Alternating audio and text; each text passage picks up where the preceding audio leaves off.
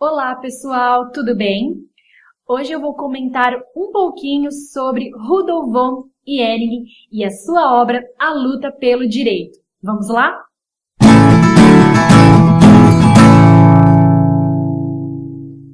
Primeiramente, quem foi Rudolf von Ehring? Ele foi um jurista e romancista alemão. E para quem não sabe, ele foi o fundador do método teleológico. E suas obras, elas influenciaram várias outras ao redor do mundo. Agora vamos ao que nos interessa, o livro A Luta pelo Direito. Bem, o livro nasceu após um discurso de Ehring na Sociedade Jurídica de Viena, onde ele defendia que somente através da luta pelo direito alcançaremos a paz. Após este evento, ele resolveu editar e publicar o texto e produziu o livro. A obra em si é objetiva, clara e destina-se não somente ao operador do direito, mas como também para toda a sociedade. Ao ingressar a minha leitura pelo livro, eu me encantei muito com todos os ensinamentos e com certeza eu vou levar eles para a minha carreira jurídica. Agora te convido a entrar mais a fundo na luta pelo direito. À medida que vamos lendo o livro, percebemos o quão atual ele é e que podemos usá-lo em nosso dia a dia, seja lutando por pequenas ou grandes causas. O que importa é lutarmos pelo direito que possuímos. Infelizmente, existem aqueles que não se importam em ver seus direitos serem violados, e estes são criticados por Ehring, quando este os compara a uma minhoca. Ele diz que quando um homem se torna uma minhoca, ele não pode reclamar de ser pisoteado.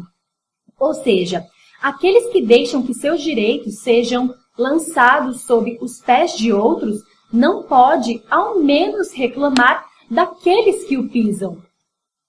O autor, ele considera que a lei é uma batalha e que todas elas foram estabelecidas por meio da luta. Acontece que a maioria dos homens, eles veem as leis apenas como condição de paz e de ordem. A partir disso, Ehring faz uma outra crítica, porque a nossa lei ela é muito fácil notar, está muito mais atarefada com a balança do que com a espada da justiça, isto é, estamos inseridos em um direito que sabemos que possuímos, o qual não aplicamos. Parece que as leis estão lá de enfeite. No livro, o autor compara o nascimento da lei com o nascimento do homem. Ambos são cedidos através de dores violentas no parto. Por que tal comparação? Porque assim como uma mãe, ela batalha, luta e sangra para ter o seu filho, assim surge também a lei, através de muitas dificuldades. E dificuldades estas que serão revertidas em um vínculo forte entre mãe e filho e, no caso jurídico, entre o homem e a lei. O real assunto da obra é a batalha pelo direito. E esta é o produto da violação do direito de alguém. Adentrando mais a fundo neste assunto, o autor ele pergunta o que cabe uma pessoa fazer quando seus direitos são violados. Ela deve simplesmente encarar ou desistir? Esta questão cabe ao próprio indivíduo respondê-la. Encarando ou desistindo, a paz é sacrificada em nome da lei. No outro, a lei é sacrificada em nome da paz. Vale ressaltarmos que o autor acredita que vale muito mais o sentimento de justiça do que o valor, porque o que está em jogo é o caráter e a conduta do indivíduo. O processo nessa situação, ele extrapola interesses financeiros e torna-se uma questão de honra e de caráter. No mesmo capítulo em que é feita esta reflexão, o autor ele entra em um outro ponto muito importante. E se, por exemplo, a pessoa negar os seus direitos em troca da paz? qual seria o julgamento necessário a ela. Ele responde que isto depende apenas de uma questão de temperamento individual. Ele ama mais a paz e o outro a briga. Neste contexto, a lei permite que cada um escolha o seu direito, tanto o de abandoná-lo como o de reivindicá-lo. Todavia, o autor discorda dessa brecha existente na lei, pois ela entra em conflito com a própria lei, porque a destrói. Como assim?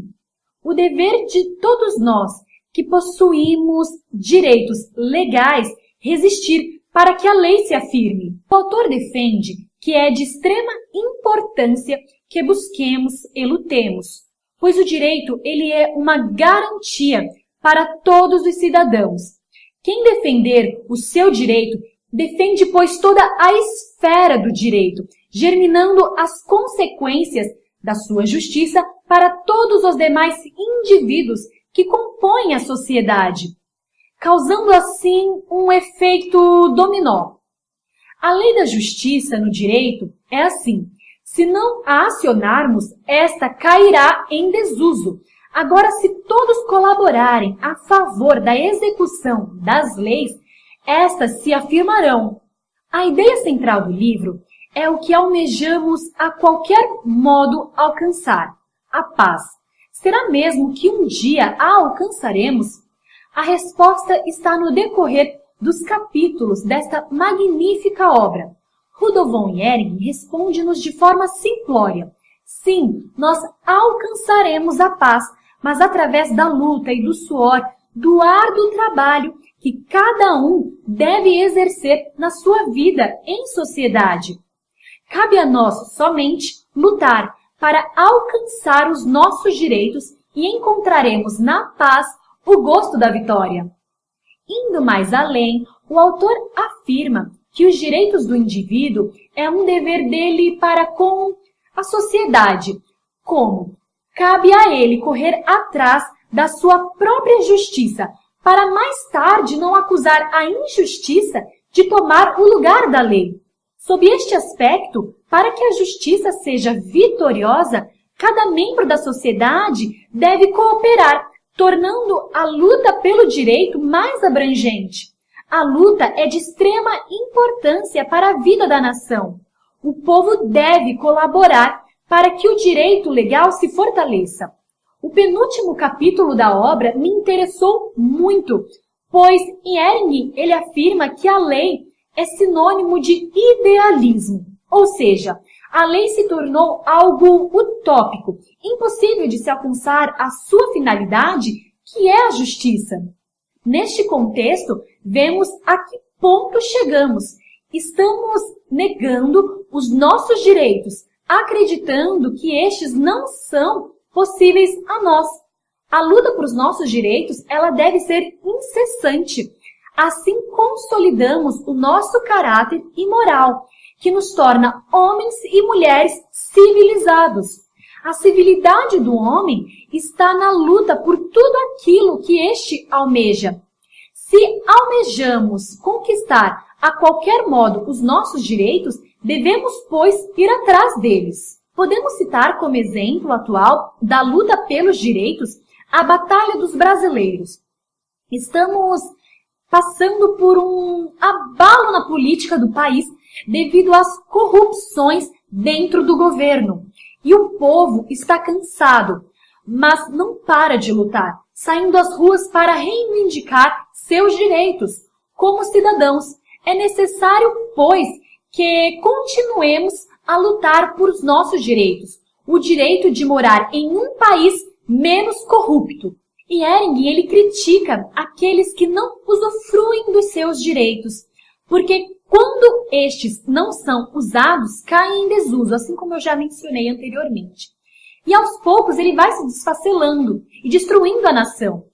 Para o cidadão alcançar a paz, ele deve, sobretudo, usar os seus direitos e cobrar do Estado, seja de quem for necessário cobrar, aquilo que lhe pertence.